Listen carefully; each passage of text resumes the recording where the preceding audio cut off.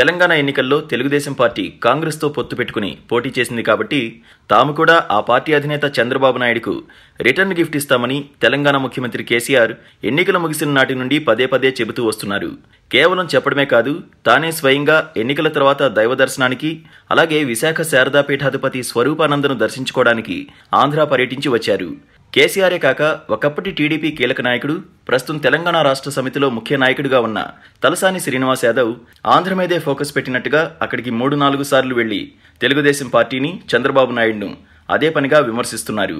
ఇక ఆంధ్రాలో ప్రధాన ప్రతిపక్షం వైకాపా అధ్యక్షుడు జగన్మోహన్ రెడ్డిని తెరాస కార్యనిర్వాహక అధ్యక్షుడు కేటీఆర్ కలవడం, ఆ తర్వాత మేడ మల్లికార్జున్ రెడ్డి, అవంతి శ్రీనివాస్ వంటి 2-3 తెలుగుదేశం నాయకులు టీడీపీని వీడి వైకాపాలో చేరడం వెనుక తెరాస ఒత్తిడి ఉందని వార్తలు రావడం, ఈ పరిణామాల వెనుక కుట్ర హైదరాబాద్ నుండే జరుగుతుందని చంద్రబాబు నాయుడు స్వయంగా చెప్పడం, ఈ వరుస పరిణామాల నేపథ్యంలో ఈ రెండు పార్టీల మధ్య రహస్య అవగాహన కుదిరినట్టుగా ఆంధ్రప్రదేశ్ ప్రజలు నిర్ధారించుకుంటున్నారు.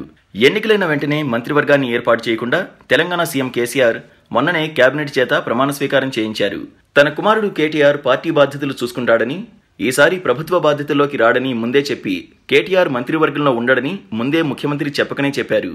అయితే మంత్రివర్గంలో కేసీఆర్ మేనల్లుడు హరీష్ రావు లేకపోవడం అందరికీ షాక్ ఇచ్చింది.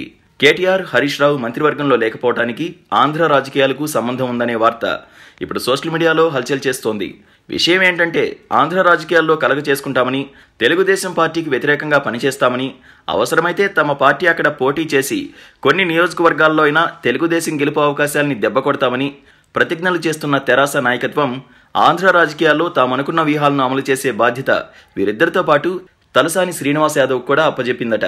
పర్యవసానంగానే వైకాపా అధినేత లండన్లో ఉన్న సమయంలో అసంతృప్తులు ఉన్న నియోజకవర్గాల నేతలతో కేటీఆర్ చర్చిస్తున్నారని కూడా తెలుస్తోంది. టీడీపీ ఆరోపిస్తున్నట్టు ప్రధాని మోడీ డైరెక్షన్లో వైకాపా, తెరాస కలిసి పనిచేస్తే టీడీపీ అధినేత ఎలా ఎదుర్కొంటారో చూడాలి. ఈ వీడియో మీకు నచ్చినట్టయితే లైక్ చేయండి, షేర్ చేయండి. మరిన్ని ఇంట్రెస్టింగ్ వీడియోస్ చూడడానికి మా ఛానల్ కు తప్పక సబ్స్క్రైబ్ అవ్వండి.